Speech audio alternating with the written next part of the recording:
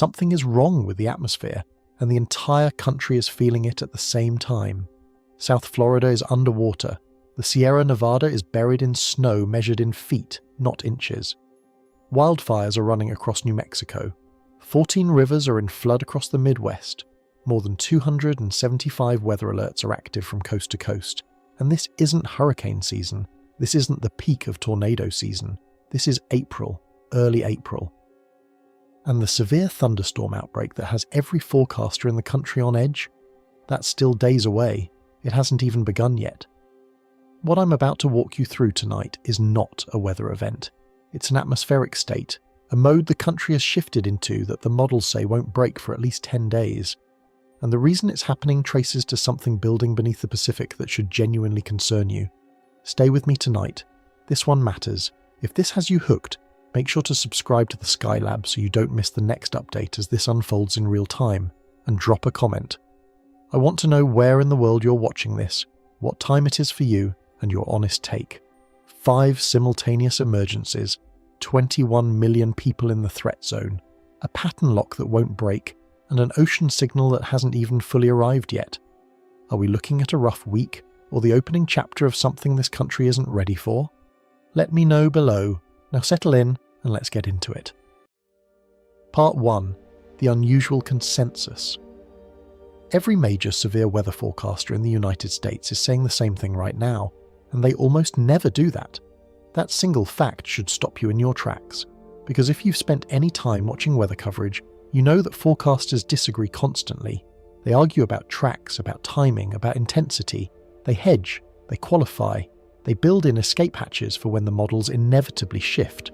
That's not what's happening this week. What's happening this week is something I've rarely seen in over a decade of covering atmospheric science on this channel. There is near total agreement across the Storm Prediction Center, across the National Weather Service offices, across the European model, the GFS, the Canadian, the NAM, that what is about to unfold over the next 7 to 8 days is the most dangerous stretch of weather the United States has seen in over a year, and the way they're expressing that agreement is, frankly, unusual. Let me show you what I mean. If you pull up the Storm Prediction Center's extended outlooks right now, the day 4 through day 8 forecasts, you'll see something that almost never appears. 4 consecutive days of slight risk, highlighted in yellow, stretching from this Sunday all the way through Wednesday. Now, I need to pause here because I know some of you are already thinking, slight risk? That doesn't sound that bad. And if this is your first time here, I get it. The word slight sounds like the weather equivalent of a shrug, but that's not what this means. The extended outlook isn't telling you how bad the storms will be. It's telling you how confident the forecasters are days in advance that those storms will materialize, and a slight risk at day 4, 5, 6, and 7. That is the Storm Prediction Center essentially planting a flag and saying, we are unusually confident that severe weather will occur across a large area for multiple consecutive days. They almost never do that. Here's why that matters. Extended outlooks, the ones that go beyond day 3, are deliberately conservative. The models at that range are noisy. Solutions shift. What looks like a major setup on Monday might evaporate by Tuesday's model run. So the SPC tends to keep those extended outlooks clean. They'll highlight a day here, maybe 2, if the pattern is particularly locked in, but 4 in a row. I went back through the archives. You have to go a long way back to find another stretch where the SPC flagged 4 consecutive days at slight risk, or higher in the extended range. It happens, but it's rare, and when it does happen, it almost always precedes a significant multi-day severe weather event. Not a single bad afternoon.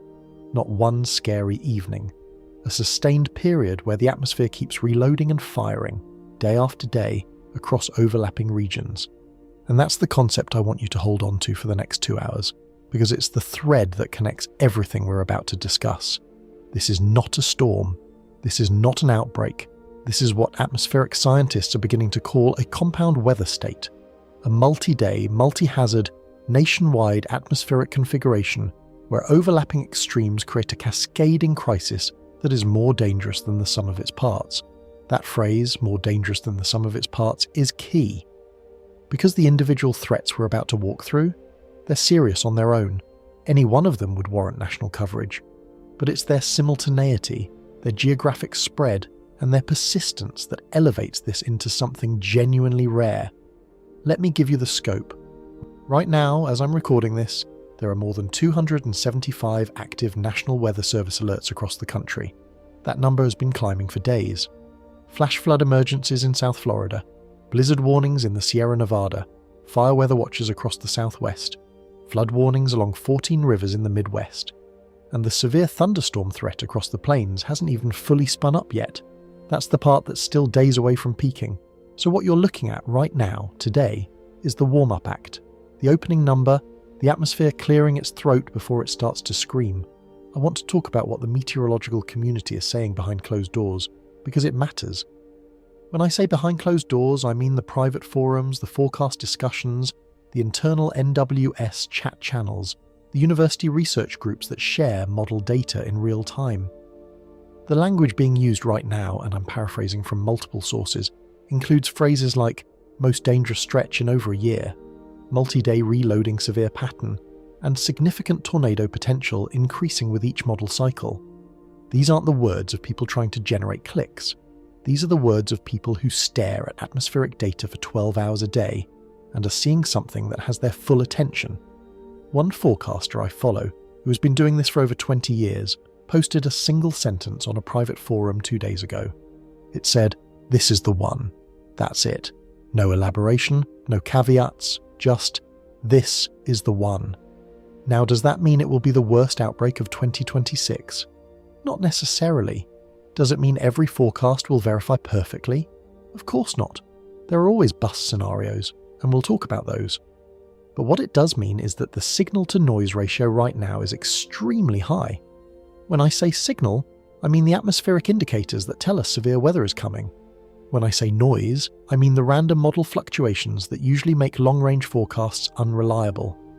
Right now, the signal is overwhelming the noise, and that's what's producing this unusual consensus.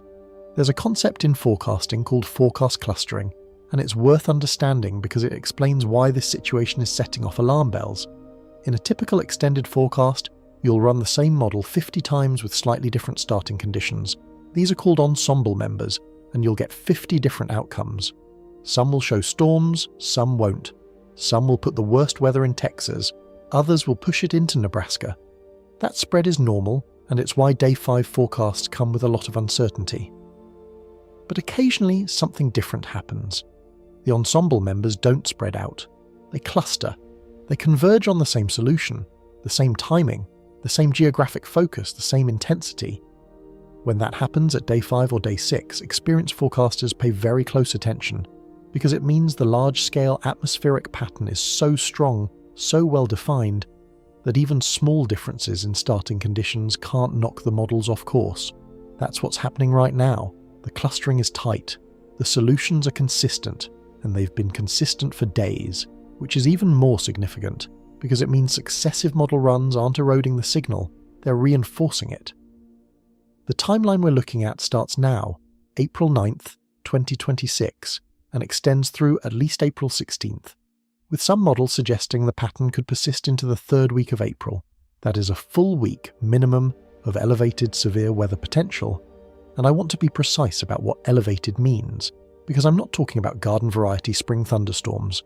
I'm talking about conditions that support significant tornadoes, EF2 or stronger, baseball-sized hail, derecho-capable straight-line winds, widespread flash flooding, and blizzard conditions, all occurring simultaneously in different parts of the country, driven by the same underlying atmospheric pattern. So the central question, the one we're going to spend the next 2 hours answering, is this. What are the models detecting that requires this level of early agreement? What is the atmosphere doing right now that is so unusual, so structurally distinct from a normal April pattern, that every major forecasting system on the planet is converging on the same answer? And more importantly, what does it mean for what comes next? Because here's the part that should concern you most. The severe weather season hasn't even started yet. April is supposed to be the opening act. The real peak doesn't arrive until May and June. And if the atmosphere is already doing this in the first full week of April, if it's already producing a compound weather state of this magnitude before the jet stream has even shifted into its summer configuration, then the question isn't just what happens this week. The question is, What happens when the atmosphere actually reaches peak capacity? We'll get to that. But first, you need to understand why the fuel for this event shouldn't exist yet and what it means that it does. Part 2. The setup that shouldn't exist in April. There is air sitting over Minneapolis, Minnesota right now that has no business being there. Not in April, not this early, not this far north. I'm talking about dew points. And I know that word makes some people's eyes glaze over, so let me put it in terms that land immediately.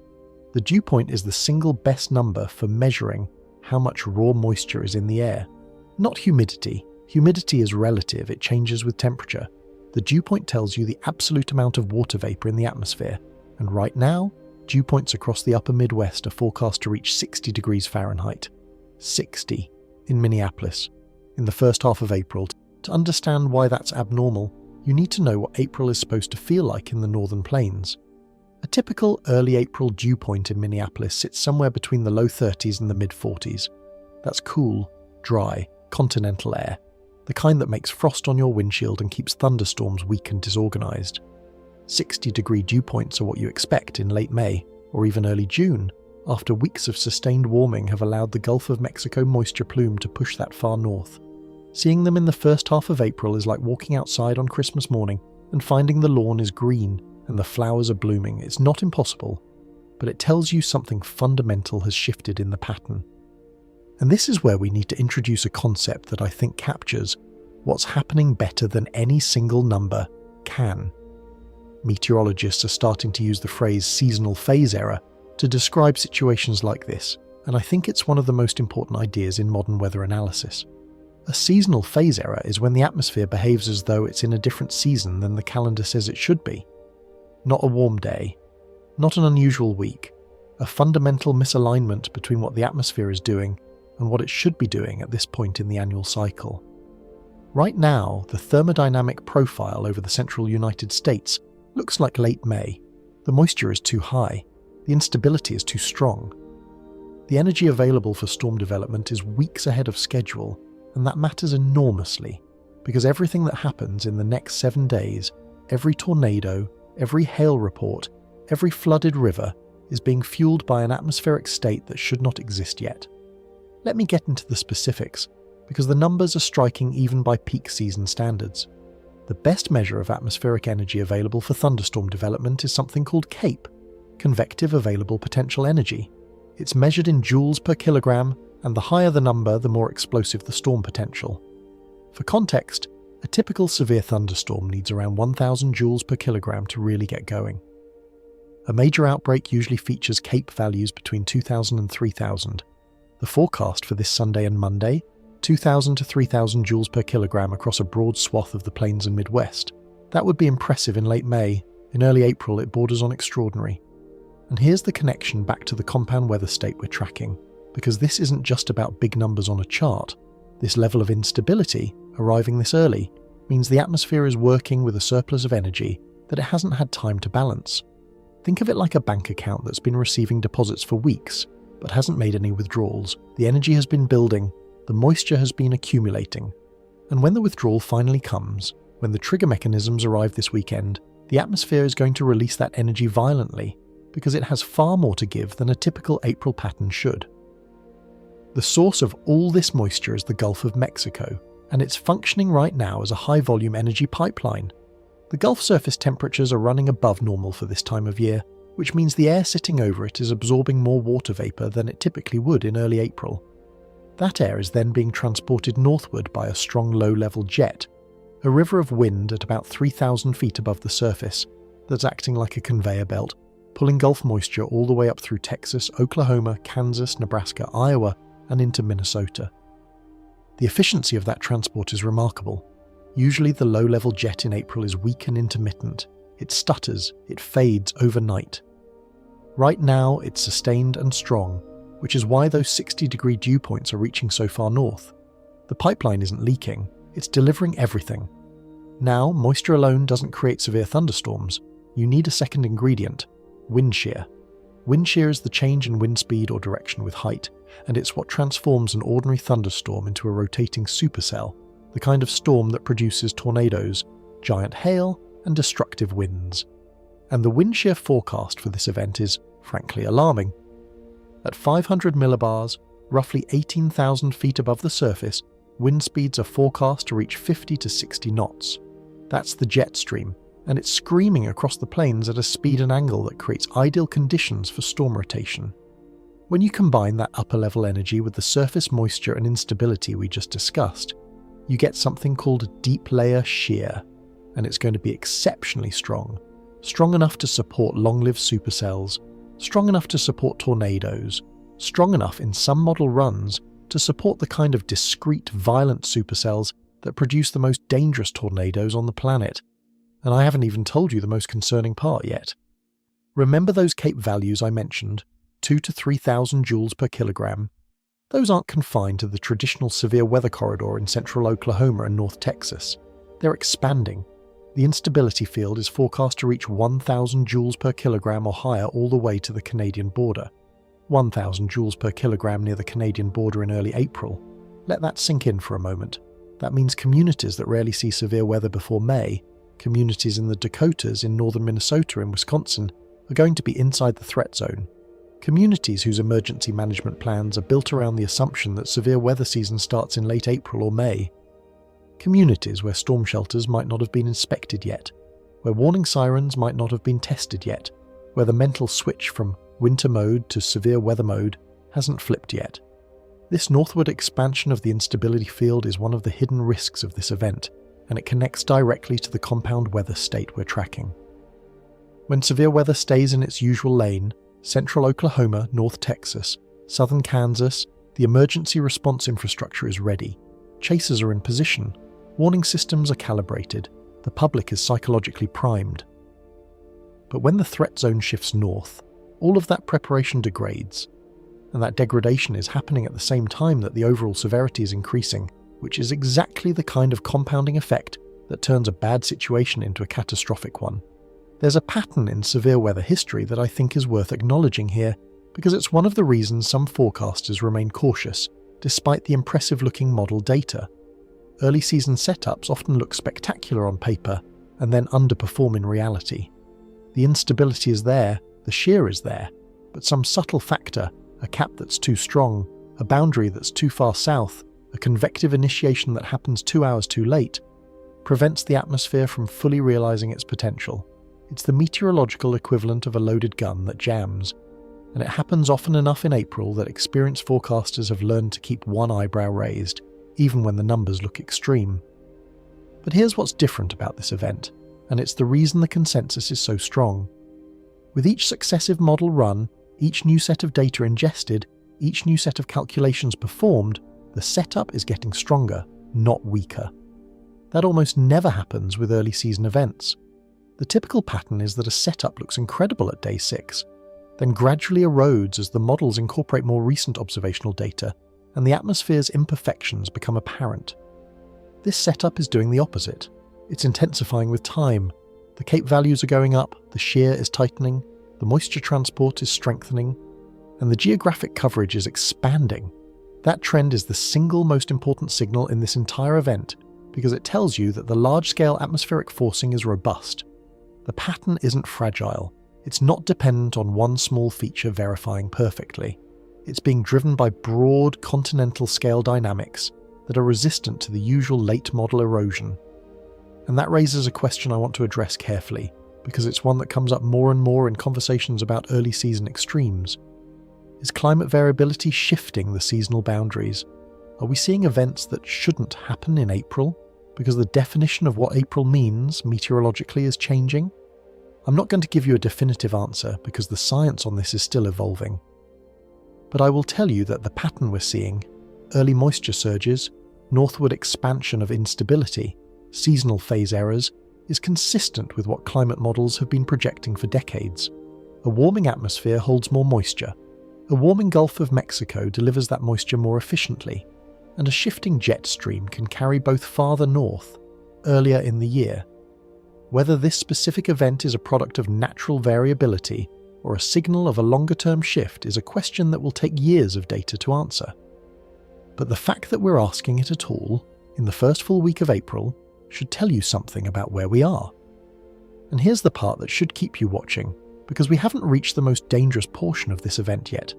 Everything I've just described, the moisture, the instability, the shear, the northward expansion, all of it is still building. The fuel is accumulating, but the match hasn't been struck. The trigger mechanisms, the low pressure systems, the fronts, the dry lines are still organising.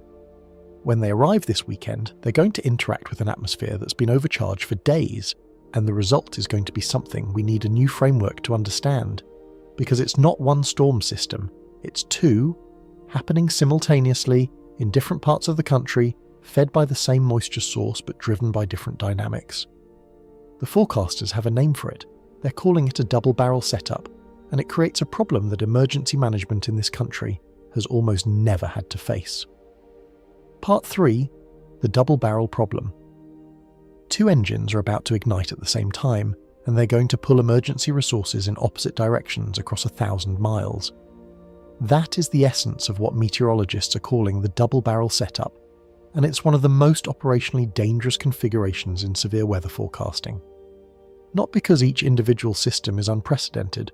We've seen powerful low-pressure systems before, we've seen aggressive dryline setups before, but because having both at the same time, in different regions, fed by the same moisture source, creates a cascading resource problem that multiplies the danger of each system independently.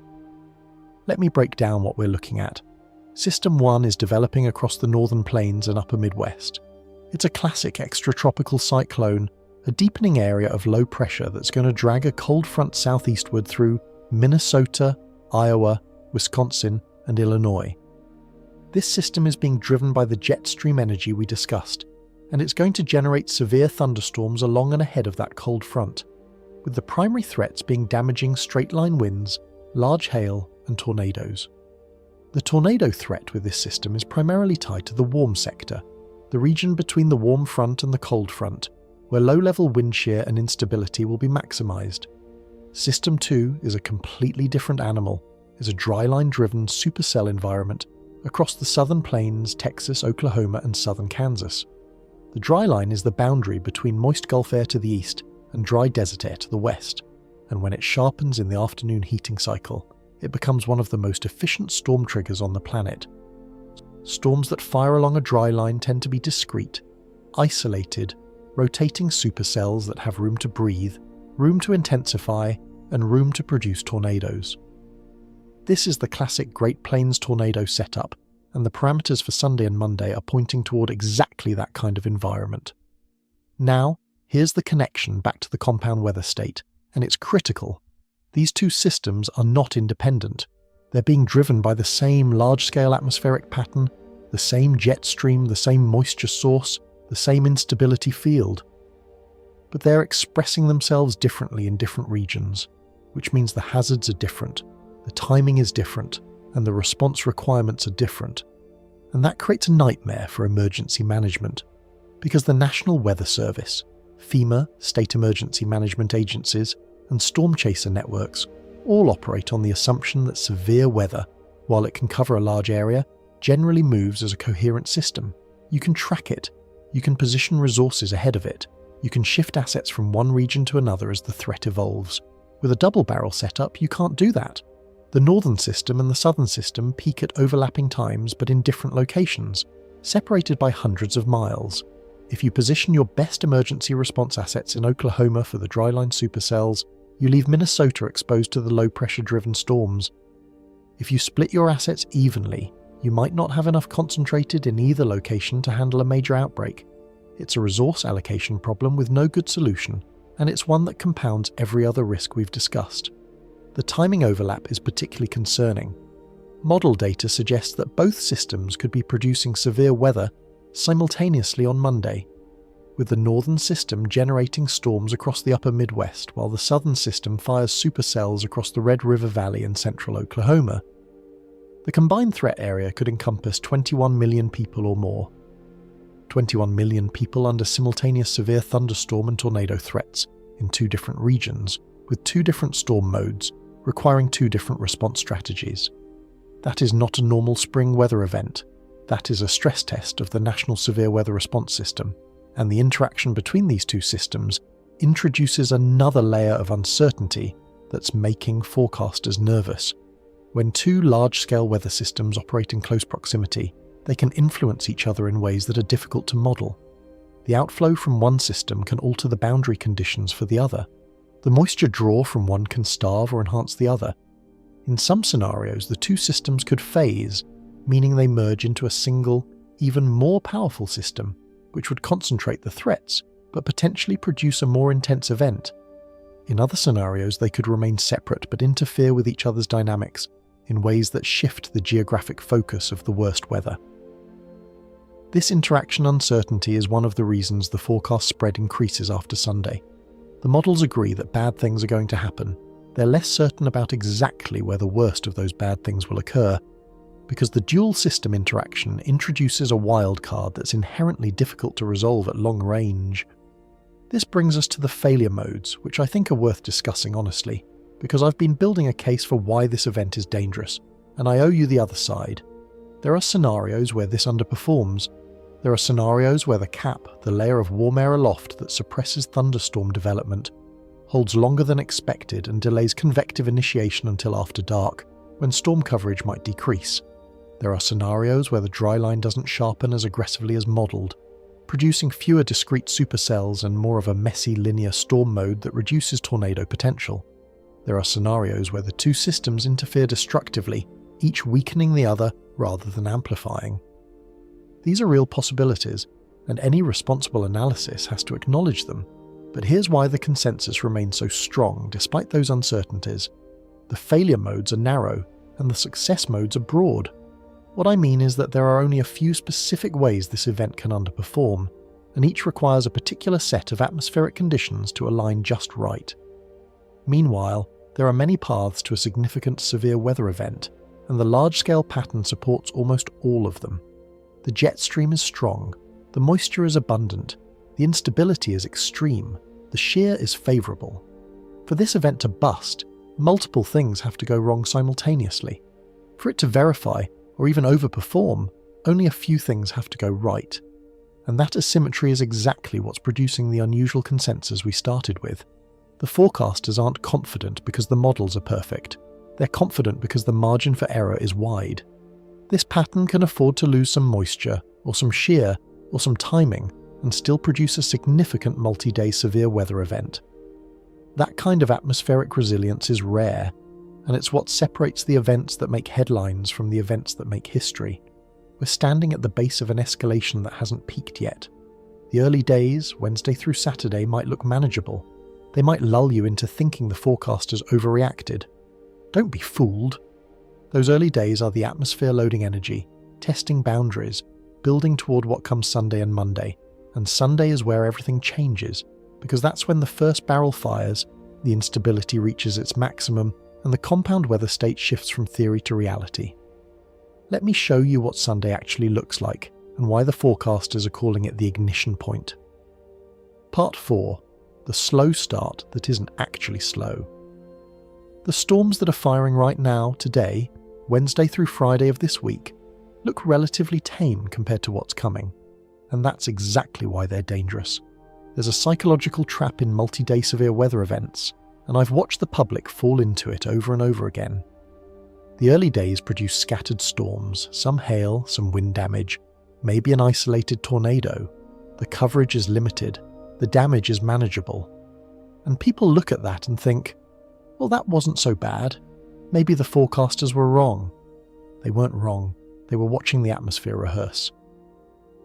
Let me walk you through what's actually happening in this April 9th through 11th window, because when you understand the meteorology, you realize these minor days are anything but minor. They're the foundation that the rest of the event is being built on. The primary threat during this early phase is large hail and damaging winds. The reason for the hail emphasis is a layer of unusually cold air at mid-levels of the atmosphere, around 15 to 20,000 feet, that's draped across the central plains. When thunderstorms punch upward through this cold layer, the updraft carries raindrops into a zone where they freeze, accumulate ice, and grow into hailstones before falling back to the surface. The colder that mid-level air, the more efficient the hail production process. And right now, that cold layer is colder than normal for April, which is ironic given how warm and moist the surface air is. You've got summer-like dew points at the surface and winter-like temperatures aloft.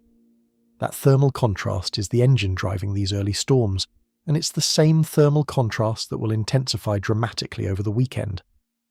But here's what I want you to pay attention to, because this is the connection to the compound weather state that matters most. Every storm that fires during this early phase leaves a mark on the atmosphere. Not a visible mark, you won't see it on the news, but a thermodynamic one. When a thunderstorm dies, it produces an outflow boundary, a dome of rain-cooled air that spreads outward along the surface like a miniature cold front. Those outflow boundaries don't disappear. They linger, they shift, they interact with other boundaries. And when the next day's heating cycle begins, those old outflow boundaries become preferred zones for new storm development. This is a process called boundary recycling, and in a multi-day severe weather event, it's one of the most important and most underappreciated mechanisms at play. What this means is that the storms on Wednesday and Thursday are literally shaping the battlefield for Sunday and Monday. Where today's outflow boundaries settle determines where tomorrow's storms fire. Where tomorrow's storms fire determines where Saturday's boundaries end up. And where Saturday's boundaries settle could determine where Monday's most violent tornadoes form. It's a chain reaction, unfolding across days and across hundreds of miles, and it's happening right now while most people aren't paying attention. There's another process occurring during this early phase that connects directly to the flooding component of our compound weather state. Every storm that drops rain on the Central Plains is adding water to soils that are already saturated in many areas. The Midwest has been dealing with above-normal precipitation for weeks, and 47 active flood warnings across 14 river systems tell you that the ground has reached its absorption limit in many locations. When you add more rain to saturated soil, the water has nowhere to go but into streams and rivers that are already running high. This is preconditioning. The atmosphere is setting up the landscape for flooding by methodically adding water to a system that can't hold any more. And when the heavier rainfall arrives this weekend, it's going to hit ground that has zero capacity to absorb it. The storm mode during this early phase is worth understanding too, because it reveals the atmospheric evolution that's going to produce much more dangerous storms later. Initially, the storms are discrete, individual cells that fire along boundaries and move independently. That's the best storm mode for producing severe hail, because each cell has its own updraft and its own unimpeded access to the moisture and energy at the surface.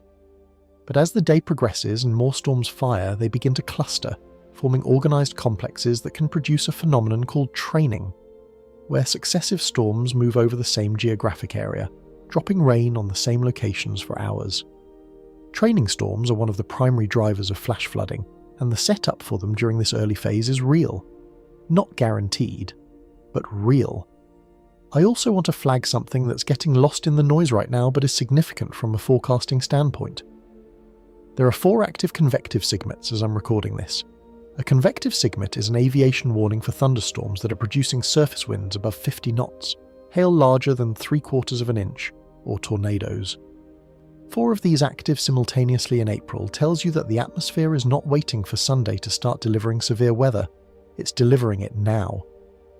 The question is whether these early events weaken the overall pattern by releasing energy prematurely or strengthen it by establishing the boundaries and moisture pools that Sunday's storms will exploit.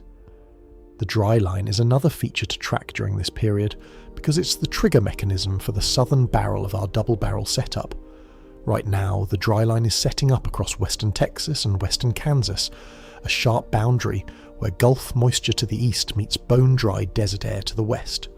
During the early phase, the dry line is relatively weak and poorly defined, but it's tightening with each day, and by Sunday it's forecast to be a razor-sharp boundary with dew point drops of 20 to 30 degrees across just a few miles. That kind of gradient is what produces explosive supercell development in the southern plains, and the fact that it's already establishing itself this early in the event tells you that the atmospheric staging is well ahead of schedule. There is a conditional tornado risk during this early phase tied to boundaries. Conditional means the ingredients for tornadoes are present, but they require a specific trigger, in this case a thunderstorm interacting with a pre-existing boundary in just the right geometry. If a storm crosses an outflow boundary at an oblique angle, the local wind shear along that boundary can spin up a tornado even in an environment where the broad-scale tornado threat is limited. These are the kinds of tornadoes that catch people off guard, because they occur outside the big risk days that get all the attention. And with boundaries multiplying across the plains during this early phase, the number of opportunities for boundary tornado interactions is increasing daily. So here's the insight I want you to take from this section, because it reframes everything that follows. The early days of this event, Wednesday through Saturday, are not a lull. They are not disappointment. They are the atmosphere doing exactly what it needs to do to produce what comes next.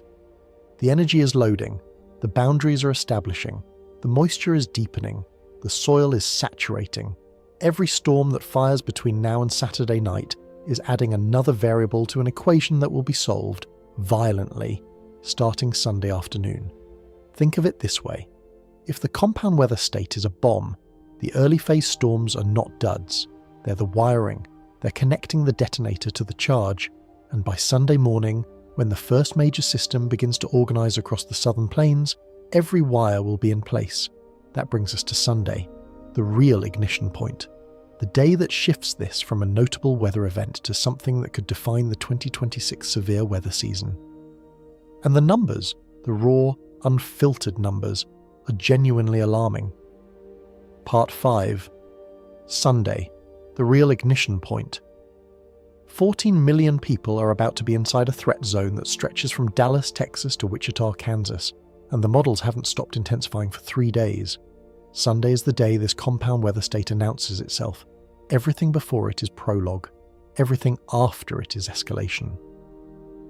But Sunday is the hinge, the moment when the atmospheric ingredients we've been discussing transition from potential energy to kinetic energy, from threat to reality, from forecaster language to storm damage surveys. Let me paint the picture for you in specific terms because the geography alone is extraordinary. The primary severe weather corridor on Sunday stretches from the Dallas-Fort Worth metroplex northward through Oklahoma City, through Wichita, and into southern Nebraska. That's roughly 500 miles of active severe weather potential, covering some of the most tornado-prone terrain on the planet, populated by 14 million people who will need to make real-time decisions about their safety based on rapidly evolving warnings. The jet stream is the conductor here, and it's performing at full volume.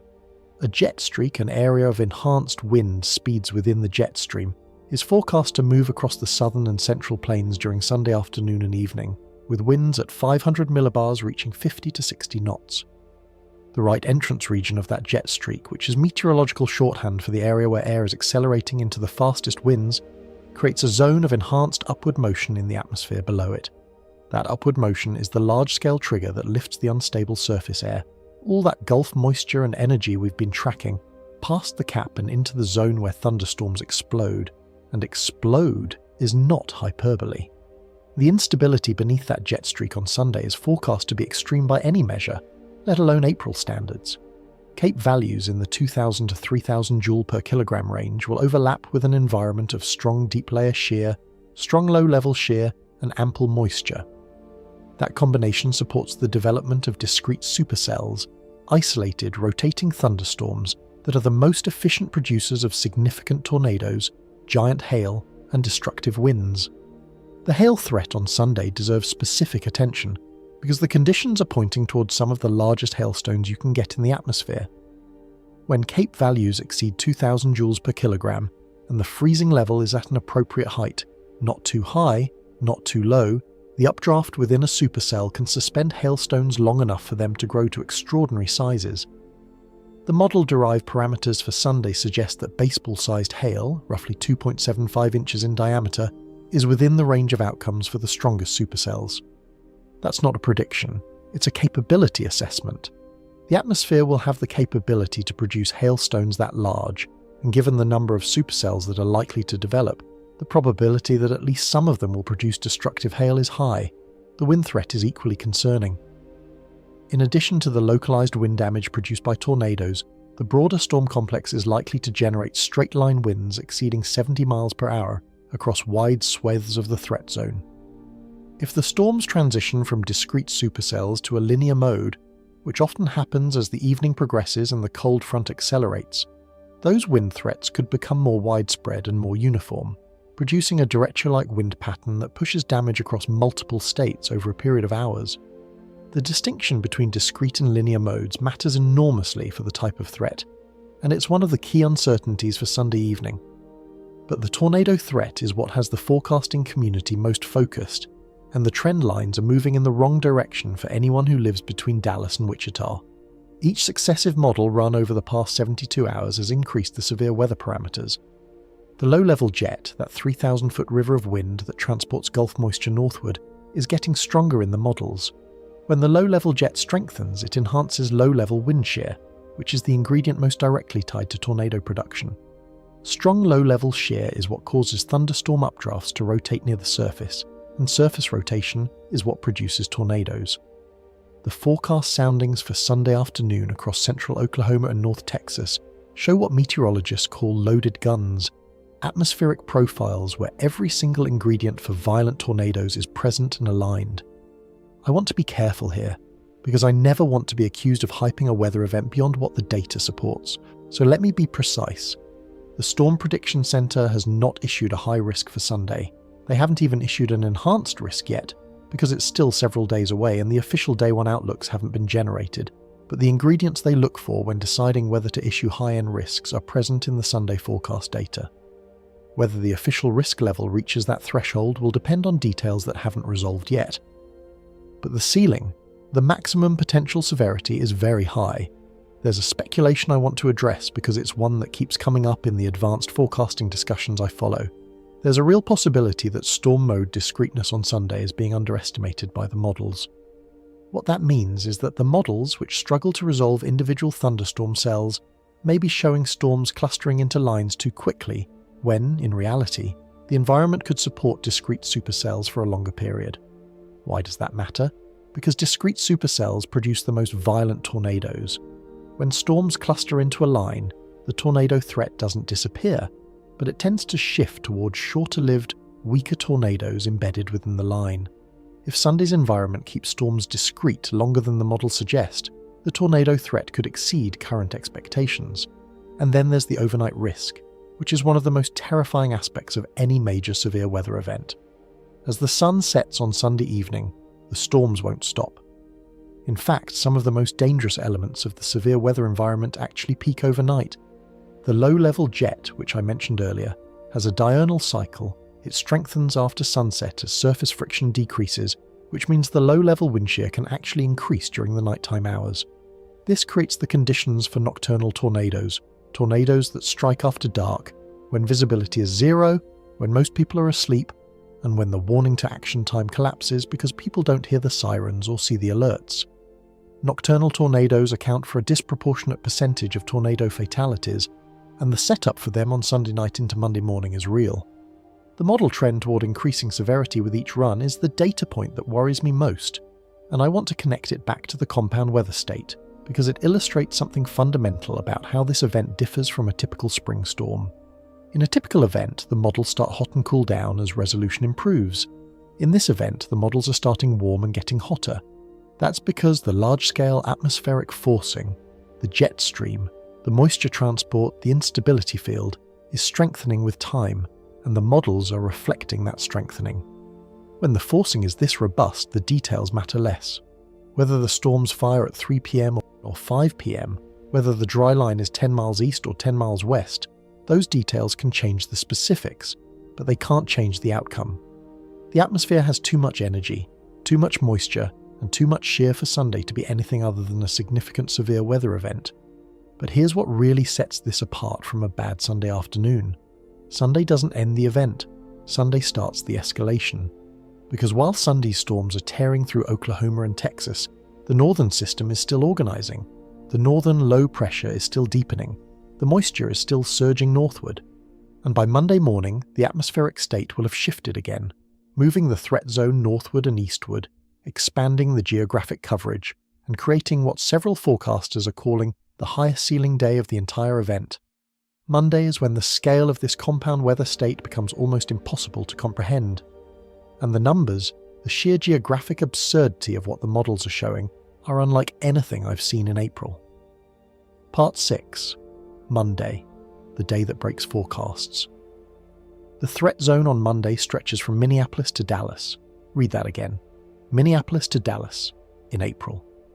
That is roughly 900 miles of continuous severe thunderstorm and tornado potential, spanning 8 states, encompassing more than 21 million people, and featuring atmospheric parameters that would be aggressive for peak season, let alone the second week of April.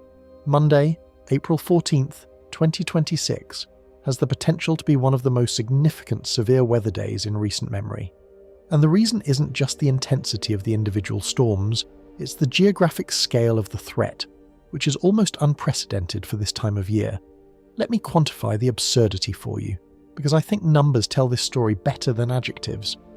The dew points on Monday are forecast to reach the low 60s as far north as Minneapolis, and the upper 60s across Oklahoma and southern Kansas. Cape values of 2,000 to 3,000 joules per kilogram extend from central Texas to southern Minnesota. Deep layer shear values of 40 to 60 knots overlap with that instability field across the entire corridor.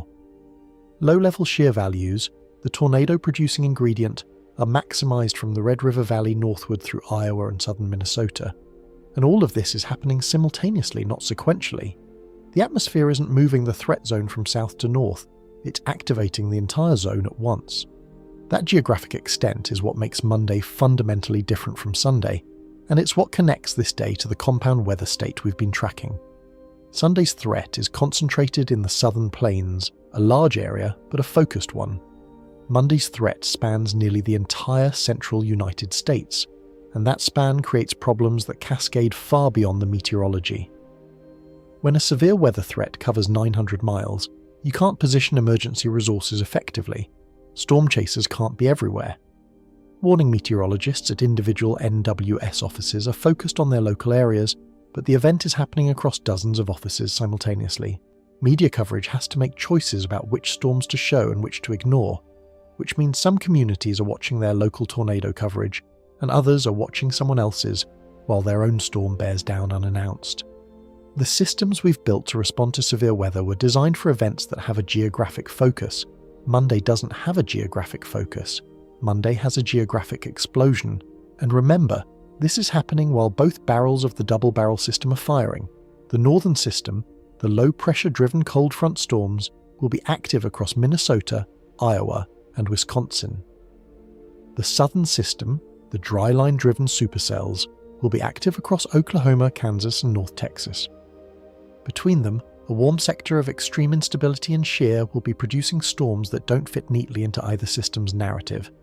These are the in-between storms, the ones that fire on subtle boundaries, in environments that are off the charts for instability but don't have a clear forcing mechanism.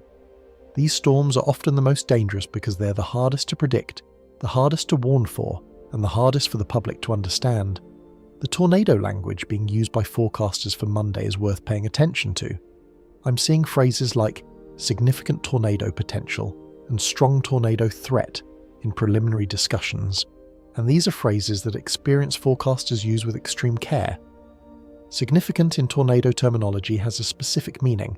It refers to tornadoes rated EF2 or higher, which means wind speeds exceeding 111 miles per hour, and damage that includes well-built homes destroyed, large trees uprooted, and cars thrown significant distances. The suggestion that this level of tornado threat could exist across a 900-mile corridor in early April is extraordinary, and it reflects the extraordinary nature of the atmospheric setup. There's a speculative angle here that I want to address directly, because it's one that multiple forecasters have raised privately, but few have stated publicly. Given the instability overlap with peak shear zones on Monday, there's a non-trivial possibility of long-track tornadoes that stay on the ground for dozens of miles, potentially for over an hour. Long-track tornadoes are the most lethal type of tornado because they affect multiple communities across wide areas, and they persist long enough to build to their maximum intensity. The atmospheric profile for Monday, the sustained wind shear, the continuously replenished moisture, the lack of interfering boundaries, is the kind of profile that has historically produced long-track events. I am not predicting this will happen. I am telling you that the atmosphere will have the capability to produce it, and that is a capability that deserves respect. The nighttime escalation risk on Monday is even more concerning than Sunday's, because the moisture and shear fields are forecast to be stronger and to persist longer after dark. The low-level jet on Monday night could reach 70 knots at 3,000 feet, which would create nighttime tornado potential across a swath of the Midwest that is densely populated and poorly equipped for nocturnal severe weather. We're talking about cities like Des Moines, Omaha, Kansas City, and the Twin Cities metro area, places where millions of people will be sleeping while the atmosphere above them reaches its most dangerous configuration. The storm mode evolution on Monday is another critical factor. The day will likely begin with discrete supercells in the warm sector, the most dangerous storm mode for tornadoes. As the evening progresses and the cold front catches up, those discrete storms will begin to merge into a line, transitioning from a tornado-dominant threat to a wind-dominant threat.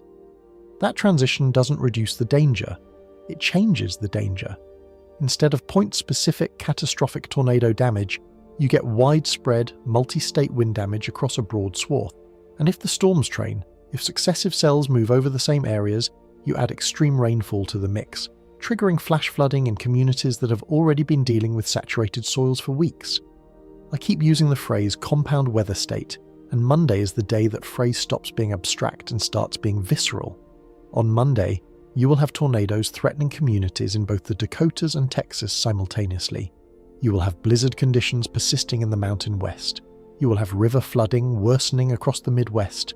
You will have fire weather concerns still elevated across the Southwest. And you will have flash flood potential in the Southeast.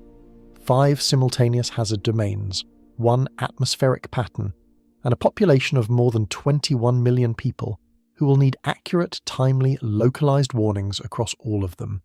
This is what a compound weather state looks like in practice. Not a single headline, not a single map, not a single forecast.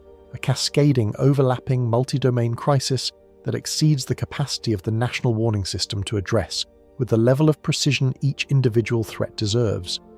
And the fact that this is happening in early April, weeks before the traditional peak of severe weather season, raises questions about what comes next that I don't think anyone is fully prepared to answer.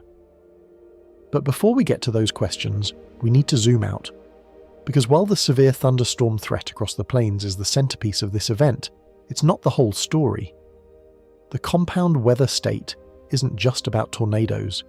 It's about what happens when the entire atmosphere decides to express itself simultaneously across every hazard category from coast to coast.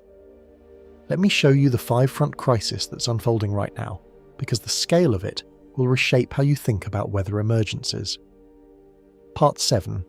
The 5-front crisis. The United States is not dealing with one weather emergency right now. It is dealing with 5, and they are all connected. That statement sounds dramatic, and I want you to understand that I'm not making it for dramatic effect. I'm making it because it's the literal meteorological truth. Right now, at this moment, 5 distinct weather hazards are unfolding simultaneously across different parts of the country, each one serious enough to dominate national headlines on its own, and each one driven by the same underlying atmospheric pattern that's producing the severe thunderstorm threat we've been discussing.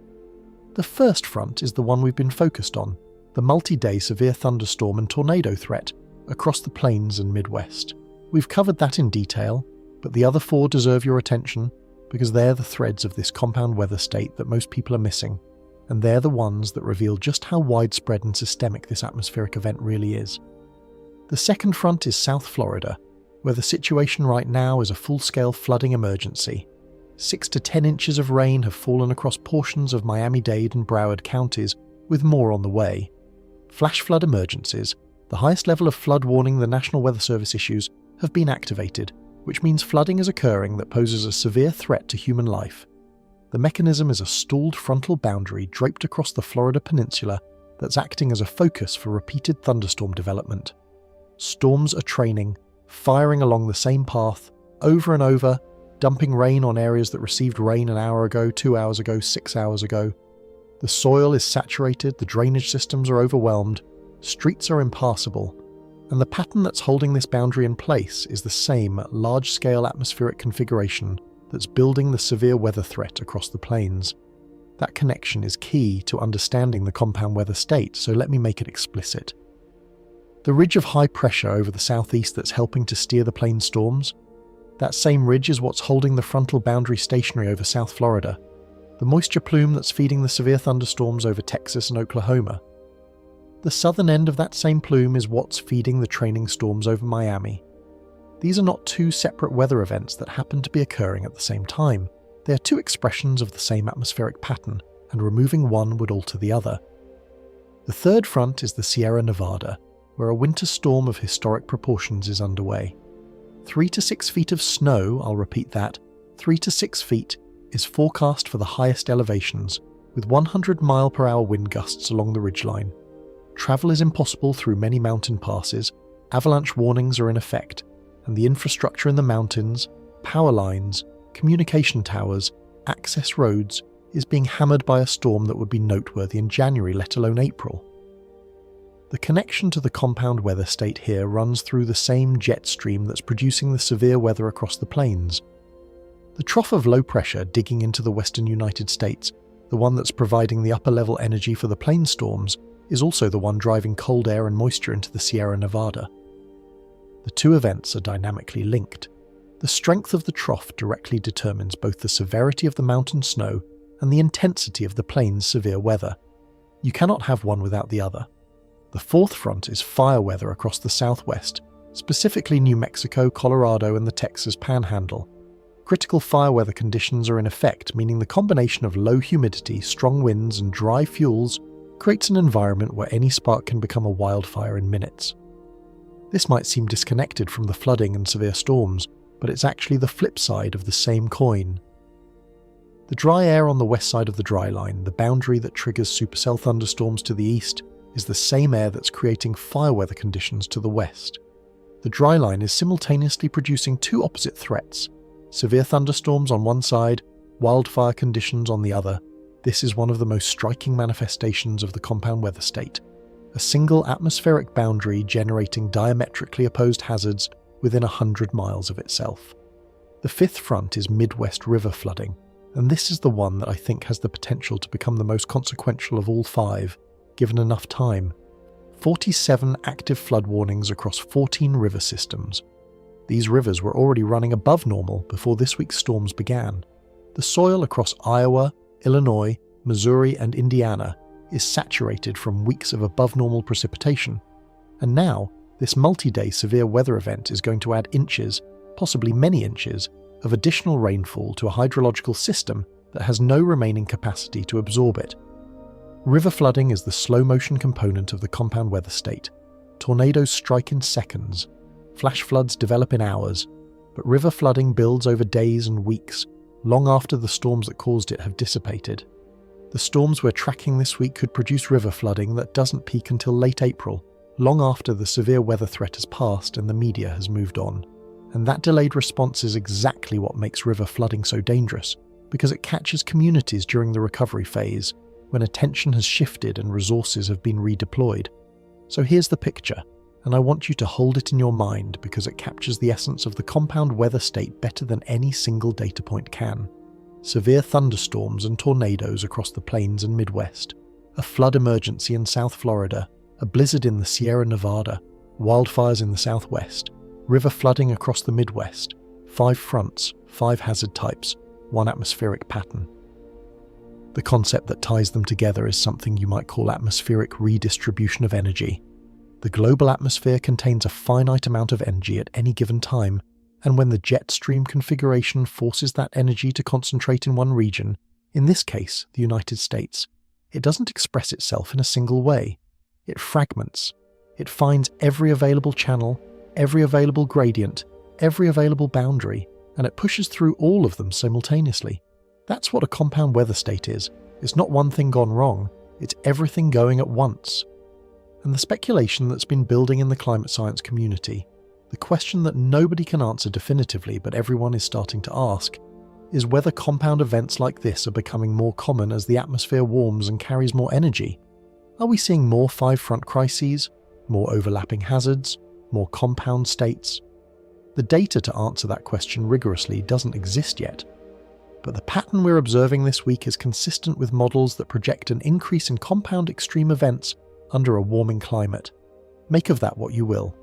The reason this matters beyond the immediate danger, the reason I'm spending time connecting these 5 fronts, instead of just covering each one individually, is that compound events overwhelm response systems in ways that individual events don't.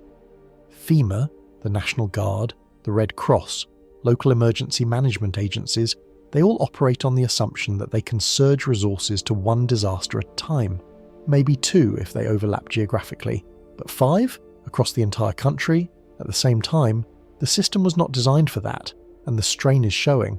But the most unsettling aspect of this 5-front crisis isn't what's happening right now, it's why it's happening.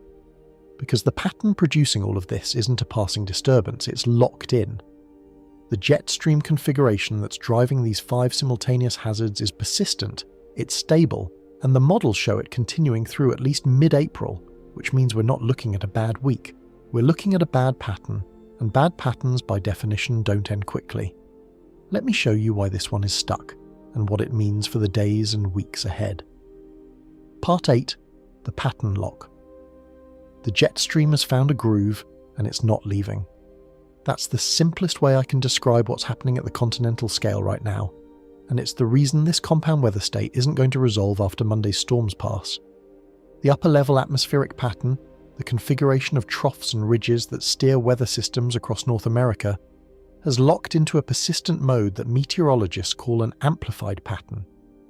And when the pattern amplifies and locks, the same types of weather repeat, over and over across the same regions, like a record player stuck on the same groove. You can lift the needle, you can nudge the arm. But the groove is cut so deep that the needle falls right back in. That's what the atmosphere is doing right now. It has carved a channel, and every weather system that enters it follows the same path, produces the same threats, and impacts the same people. The specific configuration driving this event is a pairing that has been responsible for some of the most damaging weather patterns in American history. A persistent trough over the western United States combined with a persistent ridge over the southeast. That pairing creates a superhighway for storm systems, funneling moisture from the Gulf of Mexico northward along the trough's eastern flank and providing the upper-level energy needed to trigger severe thunderstorms along the same corridor, day after day, for as long as the pattern holds. And here's the thing about this pairing. When it sets up, it doesn't just allow severe weather, it demands it. The jet stream accelerates between the trough and the ridge, creating a zone of maximum wind shear that sits right on top of the moisture plume coming off the Gulf. That overlap, peak shear meeting peak moisture, is the recipe for the most violent storms the atmosphere can produce. And right now, that overlap is parked over the central United States with no intention of moving. Think of it as a conveyor belt. Moisture loads onto the belt in the Gulf of Mexico. The low-level jet carries it northward. The trough provides the lifting mechanism. Storms fire, produce severe weather, and move off to the east. But instead of the pattern shifting, instead of the trough moving east and the storm track migrating, the trough stays put, the ridge stays put. And within 24 to 48 hours, a new batch of moisture has loaded onto the belt, a new wave of energy has rotated through the trough, and the whole process repeats. Same corridor, same threats, same communities getting hit again. It's relentless. And the cruel irony is that the storms themselves help maintain the pattern, because we'll get to that feedback loop in a moment. This is the reload mechanism, and it's what transforms a bad weather event into a multi-day siege. A single outbreak, even a violent one, can be absorbed by the response system.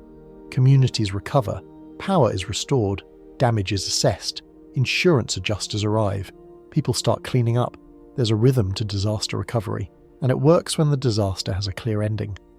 But when the reload happens every 1 to 2 days, that rhythm collapses. Recovery can't begin because the next event arrives before the previous one has ended. Debris from Monday's tornadoes is still being cleared when Wednesday's supercells fire over the same area. Floodwaters from Sunday's storms haven't crested when Tuesday's rainfall adds another 3 inches. Emergency responders who worked a 16-hour shift on Monday are back on duty Thursday, exhausted and depleted. And the public, the people who are supposed to be taking shelter, heeding warnings, making life or death decisions, they start to tune out. Warning fatigue sets in. The 10th tornado watch doesn't carry the same psychological weight as the first, even though the 10th storm can kill you just as easily. The Weather Prediction Center's guidance is unambiguous on this. The pattern persists through at least mid-April. That's another week, minimum, beyond Monday's event. Another week of repeated storm systems tracking through the same corridor. Another week of accumulating rainfall on saturated soils. Another week of tornado potential, hail potential, wind potential across the same communities that are being hit this week. The WPC doesn't make that kind of forecast lightly. Extended range pattern forecasting is notoriously difficult, and when they commit to a persistent pattern at more than 7 days, it's because the large-scale forcing is overwhelming the model uncertainty. They're not guessing, they're reading a signal that's so strong it drowns out the noise. To understand why patterns lock, you need to understand what maintains them. In this case, the answer traces back to the same global ocean-atmosphere dynamics that we'll discuss in detail shortly. But the short version is this. The Western Trough is being reinforced by a series of disturbances dropping out of the Gulf of Alaska, one after another like pearls on a string. Each disturbance deepens the trough, which strengthens the jet stream on its eastern flank, which enhances the moisture transport from the Gulf, which provides more fuel for storms, which release latent heat as they develop, which reinforces the ridge to the east, which forces the next disturbance to track into the same trough. It's a self-reinforcing loop, a feedback cycle where the weather creates the conditions for more of the same weather. The storms aren't just a product of the pattern, they're part of the machinery that keeps the pattern running. Every supercell that erupts over Oklahoma releases energy that, through a cascade of atmospheric adjustments, helps ensure that the next supercell will erupt over Oklahoma 2 days later. The system is feeding itself. The comparison to past persistent patterns is illuminating and sobering. April 2011 featured a similar locked pattern that produced one of the deadliest tornado outbreaks in American history. The super outbreak of April 27, 2011, which killed more than 300 people across the southeast. That outbreak was driven by a persistent trough-ridge pairing that funneled energy and moisture along the same corridor for days before the catastrophic event. The pattern had been producing rounds of severe weather for over a week before the final devastating day when everything aligned simultaneously. I am not saying that this event will produce casualties on that scale. I am saying that the atmospheric pattern type, the architecture, the persistence, the feedback mechanisms is analogous. The details are different, the geography is different, the population exposure is different, but the fundamental structure is familiar, and that familiarity should inform how seriously we take this. The persistence of this pattern also amplifies the compound weather state in ways that aren't immediately obvious. When the same trough keeps driving storms through the same corridor, the secondary hazards, the flooding, the soil saturation, the infrastructure damage compound with each cycle. It's the difference between punching a wall once and punching it 20 times in the same spot. The first punch might not break through, but the 10th might, and the 20th will. That's what a persistent pattern does to communities, to infrastructure, and to response systems. It finds the weak points and hammers them repeatedly until they fail.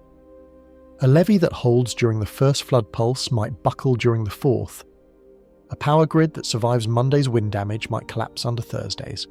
A community that shelters effectively on Sunday might make a fatal mistake on Wednesday, not because the storm is worse, but because the people are worn down. There is a genuine question among atmospheric scientists about whether this specific pattern is unusually stable, or whether it's within the normal range of variability. The honest answer is that we don't know yet. Pattern persistence is hard to quantify because it depends on the interaction between the large-scale flow and the smaller-scale disturbances within it. Some persistent patterns break down suddenly when a strong enough disturbance disrupts the feedback loop, like dropping a boulder into a stream and redirecting the current. Others hold for weeks, resisting every perturbation the atmosphere throws at them. The models are currently showing this pattern holding through at least April 20th, but extended range forecasting beyond day 10 is more art than science, and the confidence degrades rapidly. What looks locked today could shift in ways the models can't capture yet. That uncertainty cuts both ways. It could break sooner than expected, or it could hold longer. What we can say with confidence is that the pattern isn't going to break this week. It's not going to break next week. And as long as it holds, the compound weather state will continue to reload, continuing to pile new hazards on top of old ones, creating a cumulative impact that may ultimately exceed the impact of any single outbreak. That last point deserves emphasis, because it challenges the way most people think about weather disasters. We remember the single catastrophic day. We name the outbreak. we memorialize the date. But the slow grind of a persistent pattern, the accumulating water, the compounding fatigue, the eroding infrastructure doesn't get a name, it doesn't get a memorial, and yet its total impact can be far greater, and that cumulative impact, the hidden risk that almost nobody is talking about, is what I want to address next. Because the danger of this event isn't just in the tornadoes or the hail or the floods individually, it's in the repetition. It's in what happens when the same areas get hit over and over day after day until the systems designed to protect people simply can't keep up.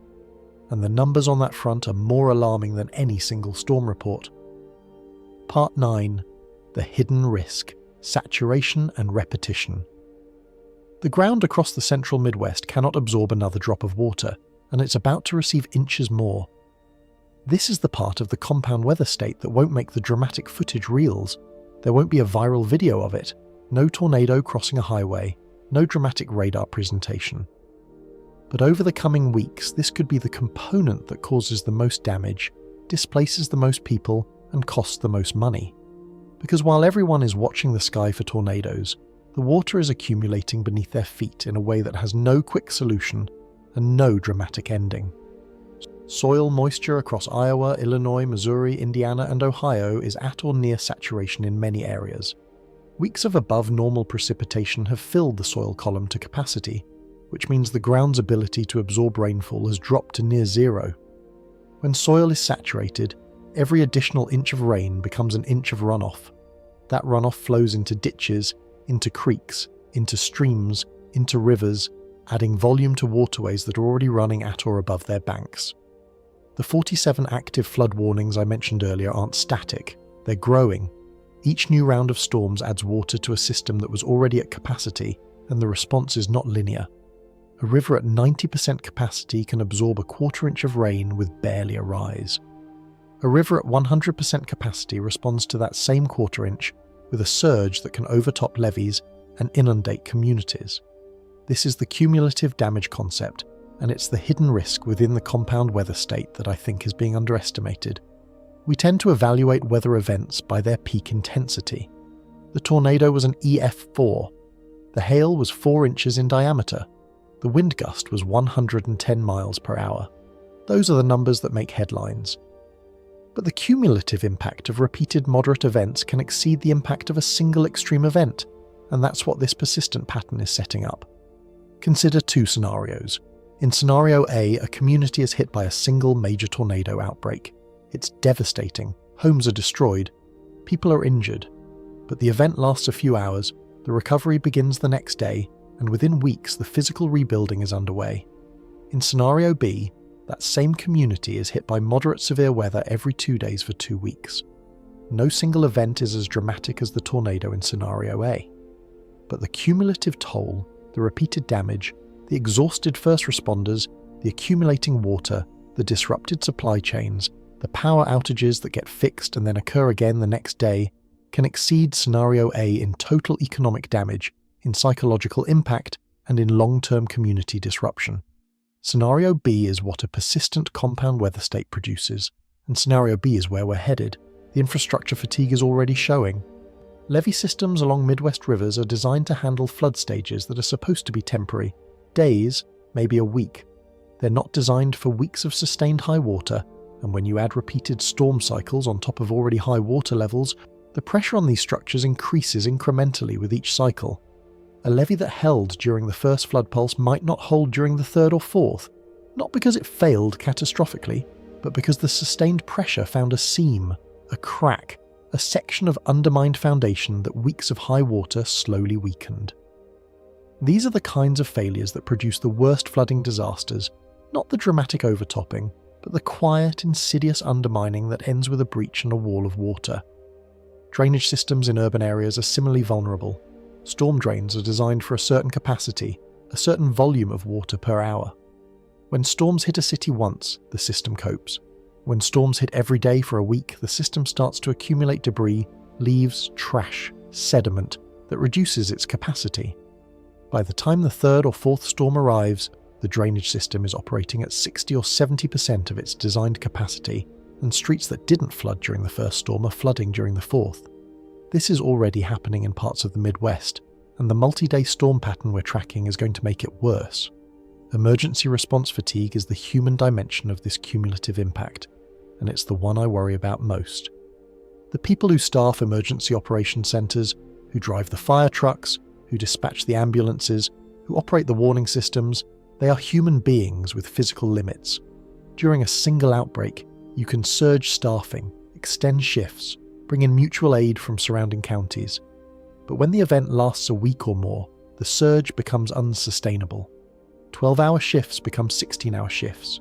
Days off are cancelled. Mutual aid partners can't help because they're dealing with their own events.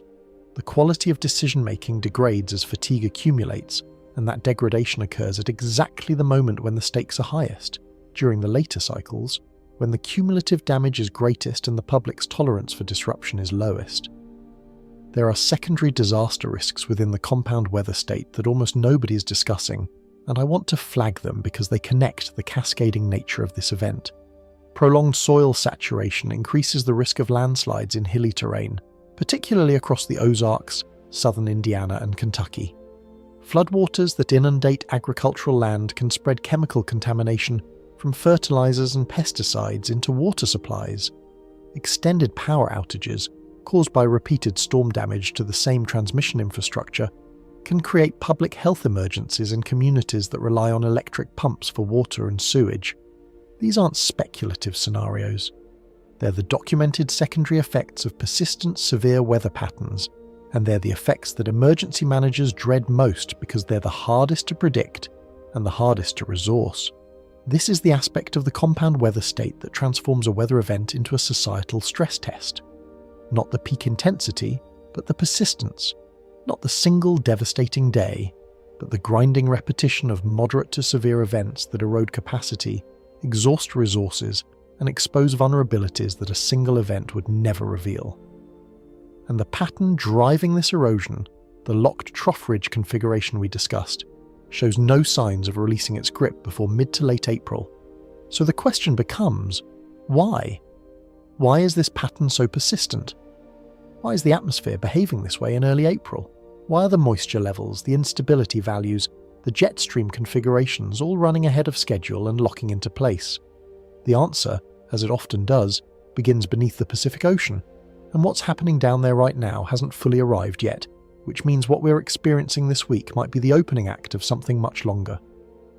Part 10. The Pacific Signal Beneath It All. Thousands of feet below the surface of the equatorial Pacific Ocean, a pool of warm water is building that could reshape the rest of 2026. I want to be careful with this section because it's where the science gets genuinely complex and where the temptation to oversimplify is strongest. But you need to understand what's happening beneath the Pacific because it's the engine that's driving the atmospheric pattern we've been discussing for the last hour. Not directly, the ocean doesn't create tornadoes, but indirectly, through a chain of interactions that connects sea surface temperatures in the tropical Pacific to jet stream configurations over North America, to dew point anomalies in Minneapolis, to the compound weather state that's threatening 21 million people this week. The system I'm talking about is the El Niño Southern Oscillation, or ENSO. You've probably heard of El Niño and La Niña. They're the warm and cool phases of a natural ocean atmosphere cycle that oscillates every 2 to 7 years and influences weather patterns globally. Right now, as of early April 2026, the ENSO state is neutral. The Oceanic Niño Index, the primary metric used to classify ENSO, is sitting at approximately negative 0.16, which places us in that narrow band between La Niña and El Niño. On the surface, that sounds unremarkable. Neutral ENSO, no big deal. But beneath the surface, the story is very different. Oceanographic data from the Pacific Buoy Array shows that subsurface water temperatures, the temperatures at 100 to 200 meters of depth, are running significantly above normal across a large swathe of the equatorial Pacific.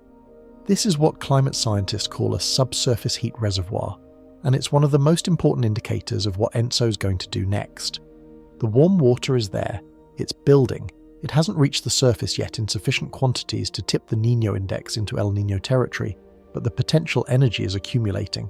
And the models, both the dynamical models and the statistical models, are trending toward a warming trajectory through the summer and fall, with increasing probability of a full El Niño developing by late 2026, Now, why does this matter for the compound weather state unfolding this week? The connection runs through a specific transitional phase that severe weather climatologists have studied extensively. The period when ENSO transitions from La Niña to neutral, and particularly from neutral toward El Niño, is associated with enhanced severe weather activity across the central United States. The reasons are complex and involve interactions between tropical heating patterns, the Hadley cell circulation, and the positioning of the polar jet stream, but the practical effect is straightforward. During ENSO transitions, the jet stream tends to be more amplified over North America, the subtropical moisture feed from the Gulf of Mexico tends to be stronger, and the atmospheric conditions favourable for severe thunderstorms and tornadoes tend to be more widespread and more persistent. We are in exactly that transitional window right now. The atmosphere is responding to the ENSO state beneath the Pacific, before the Pacific has officially changed its classification. It's as if the atmosphere can feel the warm water building below the surface and is adjusting its behaviour in anticipation. This isn't mysticism, it's physics. The subsurface warmth affects sea surface temperatures regionally, which alter the evaporation rates, which modify the atmospheric heating patterns, which adjust the jet stream, which changes the severe weather climatology over the United States. The chain is long, but the links are strong, and what we're seeing this week, the amplified jet stream, the enhanced moisture transport, the northward expansion of instability, is consistent with a Pacific Ocean that is transitioning toward a warmer state. The scientific consensus on this transition is cautious but directional. Most major climate prediction centres agree that the odds favour a warming trend through the remainder of 2026. They disagree on the timing, the magnitude, and whether the warming will reach official El Niño thresholds, but the direction, warmer, is not in serious dispute. And if the transition continues, and if a full El Niño develops by fall, then what we're experiencing this week may be the first chapter of a severe weather season that extends well beyond the typical April to June window. There is a speculative question embedded in all of this that I want to raise, because it connects the Pacific signal back to the central narrative of this script. Is this transition accelerating? The subsurface heat buildup appears to be proceeding faster than some models predicted, and the atmospheric response, the early emergence of May-like conditions in April, is running ahead of the typical ENSO response timeline. If the transition is accelerating, the implications for the 2026 severe weather season are significant, because it would mean the atmospheric conditions favourable for severe storms and tornadoes are arriving earlier, lasting longer, and potentially reaching higher intensities than a normal transition year would produce. I want to be clear, this is a speculation, not a forecast. The ENSO system is notoriously difficult to predict, and the relationship between ENSO transitions and severe weather, while statistically robust, is not deterministic. You can have an ENSO transition and a quiet severe weather season. You can have ENSO neutral and a historic outbreak. The Pacific signal is a background condition, not a death sentence, but it's a background condition that makes the atmosphere more volatile, more energetic, and more prone to the kind of sustained, compound events that we're watching unfold this week. And that context matters, because it reframes this week's event from an isolated weather emergency to a potential opening phase of a longer, more active season. And that is the connection back to the compound weather state that I want you to hold on to as we move into the final sections. The persistent trough over the western US, the enhanced moisture transport from the Gulf, the northward expansion of instability, the multi-day reload cycle, the 5 simultaneous hazard domains. All of it is occurring within the context of a Pacific Ocean that is building toward a state change, and the atmosphere is already reacting to that transition, even though it hasn't officially happened yet. The warmth building beneath the Pacific is the slow fuse on a larger explosive. This week's compound weather state is not the explosion, it's the hiss of the fuse burning. Part 11. Energy imbalance and extreme outcomes. The global ocean is running a fever, and the atmosphere is sweating it out in the form of storms. I'm going to give you a number, and I want you to remember it. 21.1 degrees Celsius.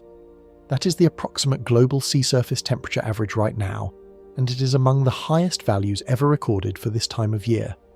The oceans cover 70% of the Earth's surface, and they're running warmer than they've been in the modern observational record. That is not a statistic. That is a thermodynamic reality. with direct, measurable consequences for every weather event on the planet, including the compound weather state we're tracking across the United States. The connection between sea surface temperatures and severe weather runs through the atmosphere's capacity to hold moisture. For every 1 degree Celsius increase in air temperature, the atmosphere can hold approximately 7% more water vapor. That's the Clausius-Clapeyron relation, one of the most fundamental equations in atmospheric physics, and it means that a warmer ocean produces a more humid atmosphere, which produces more fuel for thunderstorms, which produces more energy release when those storms fire, which produces more severe weather. Let me make this concrete. The CAPE values we discussed, 2,000 to 3,000 joules per kilogram forecast for this weekend, are being inflated by the excess moisture in the atmosphere. In a hypothetical world where sea surface temperatures were running at their 1980s average, the same atmospheric pattern, the same jet stream, the same trough, the same frontal boundaries would produce lower CAPE values because there would be less moisture available to fuel the instability. The storms would still form, they might still be severe, but their ceiling, their maximum potential intensity, would be lower. What elevated sea surface temperatures do is raise the ceiling. They don't guarantee that the ceiling will be reached, but they make it possible for storms to reach intensities that wouldn't be achievable in a cooler ocean state. This is the concept I want you to understand, because it reframes the conversation about extreme weather and climate change in a way that I think is more accurate and more useful than the way it's usually presented. Climate change isn't necessarily producing more storms. It's not even necessarily producing more severe storms. What it appears to be doing, and the evidence for this is growing, though it's not definitive, is raising the ceiling on how intense storms can become when the atmospheric setup is favourable. The setups still require the same ingredients: moisture, instability, shear, a trigger mechanism. But when those ingredients come together in an atmosphere that's holding more moisture, the resulting storms have access to more energy. The highest highs get higher. The most extreme events become more extreme. The tail of the distribution stretches. There's a concept in atmospheric science that captures this perfectly, and I'm surprised it hasn't entered the public vocabulary yet because it explains so much of what we're observing. It's called the loaded atmosphere. A loaded atmosphere is one where the background conditions, the sea surface temperatures, the moisture content, the thermal energy, are elevated above the climatological normal so that when a favourable pattern comes along, the atmospheric response is amplified. The pattern itself might be normal. We've had April troughs before, we've had dryline setups before, we've had double barrel systems before. But the atmosphere's response to those patterns is disproportionate, because it has more fuel to work with than the same pattern would have had 20 or 30 years ago. This week's compound weather state is, in many ways, a textbook case of a loaded atmosphere meeting a favourable pattern. The pattern, the western trough, the jet stream amplification, the Gulf moisture feed, is aggressive but not unprecedented. What's unusual is the atmosphere's response, the dew points that are running 20 degrees above normal, the CAPE values that look like late May and early April, the instability extending to the Canadian border. Those responses are the signature of a loaded atmosphere, and they connect the local weather, the tornado that hits a house in Oklahoma, to the global condition, the ocean that's running a fraction of a degree warmer than it was a decade ago. I want to raise the possibility, and I'll frame it as a possibility, not a certainty, that we are entering an era of higher ceiling events rather than simply more frequent events.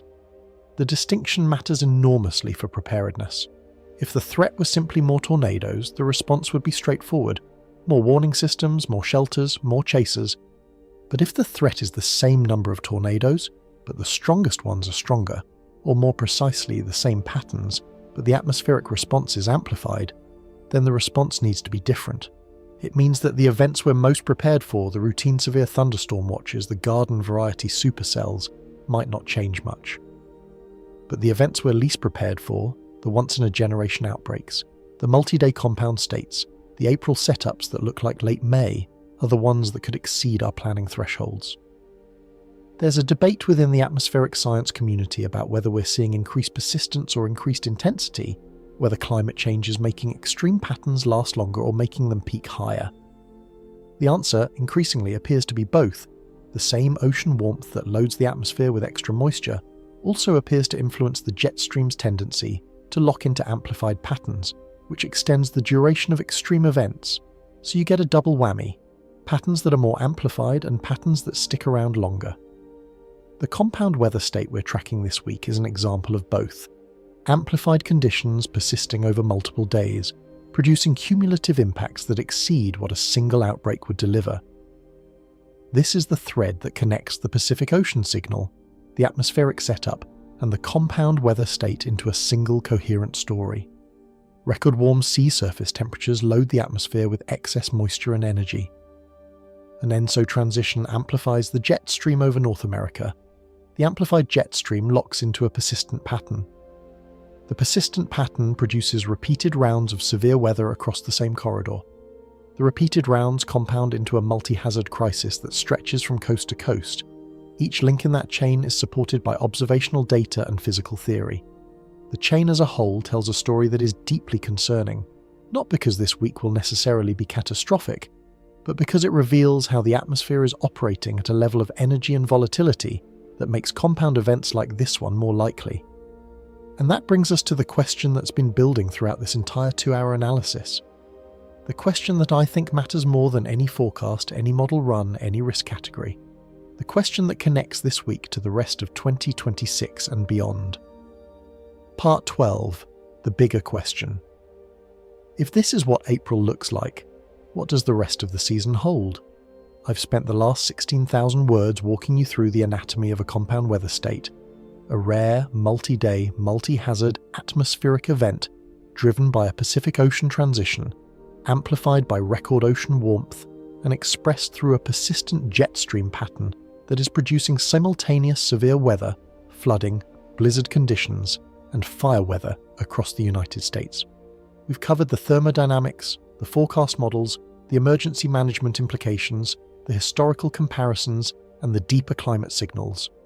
And now I want to step back from the details and address the question that I know has been forming in your mind since the first paragraph.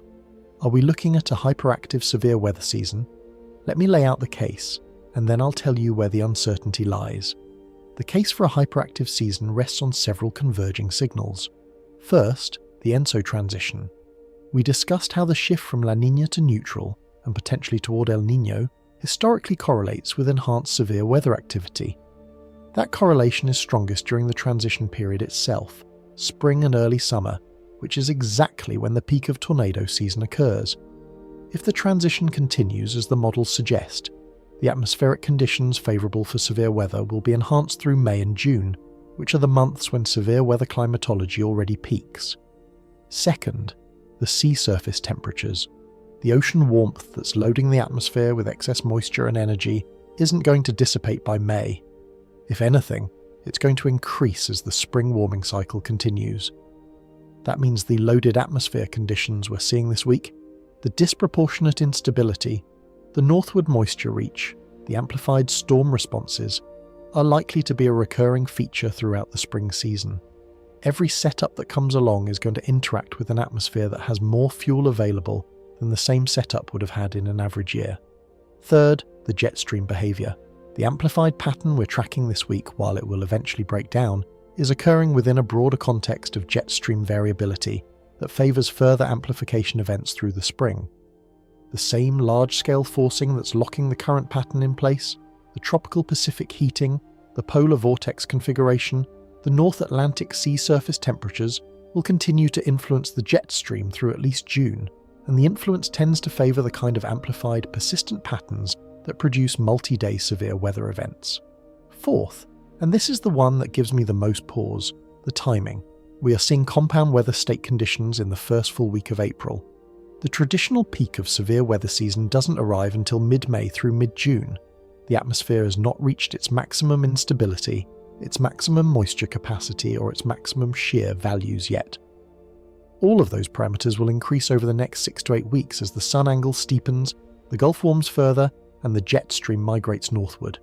If the atmosphere is already capable of producing what we're seeing this week, 60-degree dew points in Minnesota, 3,000 Cape across the plains, a 5-front compound crisis, in early April, what is it capable of when it actually reaches peak capacity in late May? That question is the one keeping severe weather researchers up at night, because the answer, if the trends continue, is that the peak of this season could feature events that push the boundaries of what we've observed in the modern era. Not necessarily in terms of the number of tornadoes. That's hard to predict and depends on daily details that are impossible to forecast months in advance. But in terms of the ceiling, the maximum potential intensity, the geographic reach, the persistence, the compound nature of the events, the signals are pointing toward a season that could be remarkably active. Now, the uncertainty. And I owe you the uncertainty because I've been building a concerning case for 2 hours, and I don't want to leave you with the impression that a catastrophic season is inevitable. It isn't. Seasonal tornado forecasting is one of the least reliable forms of atmospheric prediction. The correlation between the signals I've described, ENSO state, sea surface temperatures, jet stream patterns, and the actual number and intensity of tornadoes in a given season is real but modest. It explains some of the variance but not most of it. Individual tornado outbreaks depend on daily scale details, the position of a dry line, the timing of convective initiation, the strength of a cap, that are invisible at the seasonal scale. So it's entirely possible that the atmosphere takes all the fuel, all the energy, all the favourable large-scale conditions, and fails to convert them into extreme events on a day-by-day basis. Caps could hold longer than expected. Storm mode could favour linear systems over discrete supercells. Timing could consistently miss population centres. The ingredients could be present, but the recipes could falter. It's happened before. Some of the most loaded seasons in history have produced fewer tornadoes than average because the daily scale dynamics didn't cooperate. But here's the counter-argument, and it's the one I think deserves the most weight. Even if the peak intensity events don't verify at the maximum end of the spectrum, the background conditions favour an above-normal volume of severe weather activity. More days with thunderstorms, more days with marginal severe risks, more days when the atmosphere is hot enough that any triggering mechanism has a chance to produce storms that reach warning criteria. The season doesn't have to produce a single super outbreak to be historic. It can produce a relentless drum of moderate events that, taken together, exhaust communities, emergency systems, and public attention in the same way that the compound weather state this week is doing on a compressed timescale. That ultimately is the lesson of the compound weather state we've been analysing. The danger isn't always in the peak, it's in the persistence, it's in the repetition, it's in the slow accumulation of damage, fatigue, and vulnerability that turns manageable events into cascading crises. And if the 2026 severe weather season delivers what the signals suggest it might, a prolonged, above-normal period of activity with elevated ceilings, expanded geographic coverage, and persistent atmospheric patterns, then the compound weather state we're experiencing this week won't be an anomaly, it'll be a preview. I want to close with something I don't say often on this channel, because I try to keep the tone measured and let the data speak for itself. But this event has my attention in a way that few events have.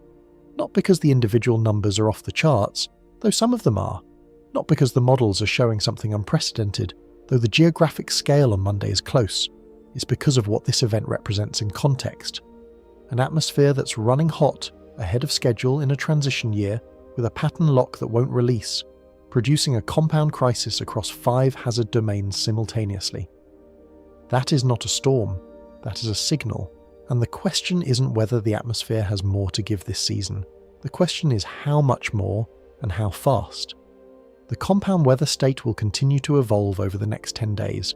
I'll be tracking it in real time, updating as the models shift, as the outbreaks verify or bust, as the pattern either holds or releases. But whatever happens in the next 10 days, the conditions that created this event, the ocean warmth, the ENSO transition, the jet stream amplification will persist. They don't resolve when the storms end, they wait, they reload, and they express themselves again through the next trough, the next moisture surge, the next compound state. If this is April, we need to be ready for May. Part 13. Above the atmosphere. While all of this was unfolding across the surface and the troposphere, something was happening 93 million miles away and closer that added a strange and unsettling footnote to an already extraordinary week. Because the atmosphere wasn't the only system acting up, the sky above the sky was busy too. On April 7th, 2026, residents across multiple northeastern states looked up and saw something that stopped them mid-step, a fireball streaking across the sky, bright enough to cast shadows in broad daylight, visible from New York to Vermont, captured on doorbell cameras and dash cams from Connecticut to New Hampshire. NASA confirmed the event within hours. The American Meteor Society logged hundreds of witness reports, their servers briefly overwhelmed by the volume of submissions. The object was a small asteroid, likely no more than a few feet across, that entered the atmosphere at tens of thousands of miles per hour and disintegrated in a flash of superheated plasma. Spectacular, harmless, over in seconds. The kind of event that most people would post on social media, marvel at for an afternoon and forget by dinner. But this one deserves a longer look because it wasn't an isolated incident. It was part of a pattern. That fireball wasn't alone. It was one of a surge of fireball events recorded during the first quarter of 2026. A surge that, according to preliminary analysis, represents a 4.5 sigma anomaly above the historical average. Now, I throw around a lot of numbers on this channel, so let me make sure this one lands because it matters. In statistics, a sigma value tells you how far something deviates from what's expected. 1 sigma is normal variation, the kind of fluctuation you see every day. 2 sigma is unusual. 3 sigma is rare, the kind of thing that happens a fraction of a percent of the time. A 4 sigma event is extremely rare, and 4.5 sigma, that's the kind of anomaly that makes statisticians sit up in their chairs and start checking their data for errors, because it falls so far outside the expected range that it demands an explanation. The number of fireballs observed in Q1 of 2026 is that far above the historical baseline, and as of right now, the scientific community doesn't have a consensus explanation for why. There are 2 leading possibilities, and I want to walk through both because they represent fundamentally different conclusions about what's happening in our near-Earth environment. The first is observational bias, and it's the conservative, sensible explanation that any good scientist would reach for first. We're simply detecting more fireballs because we have more cameras, more satellites, more citizen science networks watching the sky than at any point in human history. Every smartphone is a potential fireball detector. Every Ring doorbell camera is an automated sky survey. The American Meteor Society's reporting network has grown exponentially over the past decade, and NASA's fireball detection systems have been upgraded multiple times. So some portion of this surge, possibly a large portion, is almost certainly a reflection of better observation rather than more objects. We're not seeing more fireballs. We're catching more of the fireballs that were always there. The second possibility is more interesting, and frankly, more unsettling. It's the possibility that Earth is genuinely passing through a denser region of interplanetary debris, a concentration of small asteroids and meteoroids that's elevated above the normal background. This could be material left behind by a comet on a previous orbit, trailing debris along its path like breadcrumbs that Earth periodically sweeps through. It could be fragments shaken loose from the asteroid belt by gravitational perturbations from Jupiter, nudged into orbits that cross Earth's path. This isn't unusual on cosmic timescales. It's happened before and will happen again. The solar system is not the tidy, empty void that textbook diagrams suggest. It's cluttered. It's dynamic. And Earth plows through that clutter at 67,000 miles per hour, every day, every year, sweeping up tons of material that mostly burns up as harmless shooting stars. But if the local debris density has genuinely increased, even temporarily, it would explain the fireball surge in a way that observational bias alone might not. And the magnitude of this particular surge, if it's real and not an artifact of better detection, would represent one of the highest concentrations of near-Earth debris in the modern observational era. Adding to the intrigue, and this is the part that caught my attention when I was researching this segment, the Artemis 2 mission has recently reported observing lunar impact flashes, bright spots on the moon's surface caused by small objects striking at high velocity. The moon has no atmosphere to protect it, so even tiny fragments hit the surface at full speed, producing flashes visible from Earth orbit. These observations, while preliminary and still being analysed, are consistent with the hypothesis that the near-Earth debris environment is elevated right now. If more material is hitting the moon, it stands to reason that more material is hitting Earth's atmosphere too. And as if the universe wanted to underscore the point with a highlighter, an asteroid designated 2026 GD made a sublunar flyby just days ago, passing closer to Earth than the moon. It was small, it was harmless, and it was detected only days before closest approach, which is a detail that should give you a moment of pause, because it means an object passed between us and the moon, and we didn't see it coming until it was practically here. The detection gap between we found it and it's gone was measured in days, not months, not years. days. Now, I want to be very clear about something, because I know how this channel works and I know what some of you are thinking. I'm not connecting these events to the weather. The atmosphere doesn't care about asteroids, and asteroids don't care about jet streams. There is no physical mechanism by which a fireball over New England influences a tornado in Oklahoma. These are separate systems governed by separate physics operating on separate scales. I am not drawing a causal link, and anyone who tells you there is one is selling something you shouldn't buy. But I am drawing a different kind of connection, and I think it's a connection worth making. I'm mentioning these events because they illustrate something that I think is profoundly underappreciated in how we think about the world we live on. We exist within a dynamic system, not just an atmospheric one, but a planetary one, a solar systemic one. The same week that the atmosphere is expressing itself through a compound weather state of remarkable scale and complexity, the space environment is exhibiting its own anomalies. The ground beneath us is absorbing floodwater it can't hold. The air above us is churning with energy it received too early. And the space around us is delivering debris at rates that fall outside normal statistical expectations. Coincidence? Almost certainly. But the convergence is a reminder that the systems we depend on, the atmosphere, the crust, the magnetosphere, the orbital environment, are not static backgrounds against which our lives play out. They're active, they're variable, they fluctuate on timescales that range from seconds to millennia. And occasionally, just occasionally, they fluctuate simultaneously in ways that remind you how small and exposed our little outpost really is. The compound weather state will command our attention for the next 10 days. The fireballs will fade from the headlines by tomorrow. But both are expressions of a simple, profound truth. We live on a planet that is never, ever still. Not beneath us, not above us, not around us. Stillness is the illusion. Motion is the default. And every now and then, the motion makes itself impossible to ignore, and that is where we are.